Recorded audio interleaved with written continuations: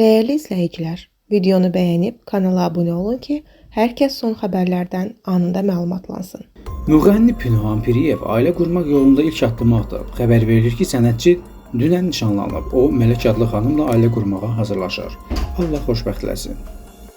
Mingəçevirdə 15 yaşlı piyadanın vurulması ilə nəticələnən yol nəqliyyat hadisəsi baş verib. Xəbər verilir ki, hadisə şəhərin Aydın Məmmədov küçəsində qeydə alınıb. Belə ki, hərəkətdə olan Toyota Prius markalı avtomobil yola keçən 2011-ci il təvəllüdlü Hacızadə Qəmər Bəxtiyar qızını vurub. Qəza zamanı Qəmər Hacızadə müxtəlif dərəcəli bədən xəsarətləri alaraq Mingəçevir şəhər mərkəzi xəstəxanasına çatdırılıb. Faktla bağlı araşdırma başlanılıb.